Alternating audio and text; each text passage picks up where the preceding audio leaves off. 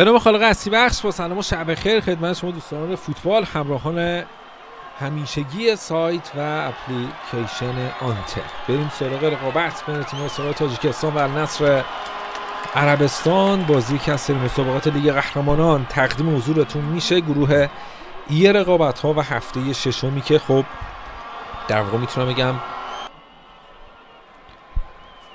یه پاس دیگه به سمت چپ. حالا موقعیت هست برای تیم نه سمت چپ دفاعی استقلال تاجیکستان. چه پاسی اونجا داده میشه، ضربه بغل پا از سولایهیم و تو به بیرون میره. بعد بازی نکردن شارک بازیکنان و نفر و تسلیح النصر بودن، اینجوری راحت نمیتونستن مانور بدن. یه حرکت خطرناک از کونامه، نباید اونجا اشتباه کنه. توپو گرفتن، فرصت برای تیم النصر هست، تک به تک قریب و ضربه‌ای که زده شد و توپ بیرون رفت. چرا قصد توپ رو ندونستین عبدالرحمن قریب؟ فرصت اینجا برای تیم استقلال تاجیکستان، ضربه پای چپ و توی دروازه یه گل تماشایی از جالیلو، علیشر جالیلو، بازیکن 30 ساله دروازه تیم النصر رو باز میکنه. حالا حساب کار 1-0 میشه به صورت نماینده تاجیکستان. اینجا ببینیم چی شد. اومد توپو گرفت، خودش هم زد، چقدر خوب زد، چه دقتی زد و دروازه رو باز کرد. شوت سنگین به گوشه دروازه تیم النصر.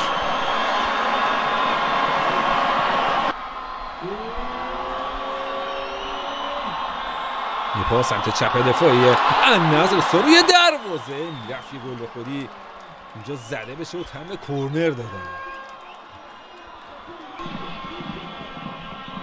یه پاس دیگه اونجا داره از سولایهیم، تو میتونه فرستاده بشه. قریب ارسال بلند روی دروازه با یه دست رد میشه و میره گل تساوی زده بشه. حالا گل شد، بالاخره بازی به تعادل کشیده میشه.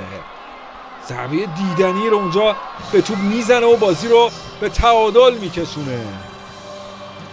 قریب بالاخره کارش خودش رو انجام میده. اشتباهی که کرد تیمش در واقع گل خورد و حالا دقیقه 50 خودش میاد و جبران میکنه. از این زاویه وی آر هم گل رو مرور میکنه. اینجا توپ دور شد، این ضربه روی ریباند، خطای هند هم نشد. در 2 مرحله دروازه رو تهدید کرده، بار دوم دروازه باز شد. ضربه دیدنی قریب 1-1 برابر.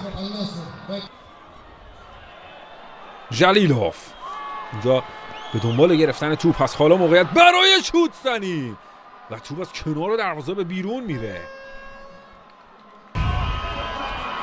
کوامه که توپگیری اشتباه از بازیکن استقلال تاجیکستان. فرصت برای شوت زنی هست اونجا. الخیبری پاس رو میده برای سولایهیم، 1/3 دفاعی استقلال، ضربه و توپ به بیرون رفت. سولایهیم عجب توپی رو از دست میده.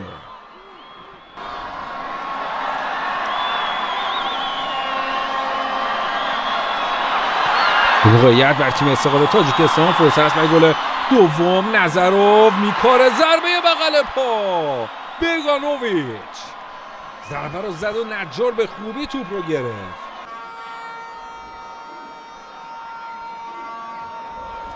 اشتباه توپ اونجا گرفتن بازیکن النصر. فرصت برای زدن ضربه تالیسکا، اولی توپ رو دشت میکنه، ضربه‌اش رو میزنه و توپ با اختلاف از کنار دروازه به بیرون میره.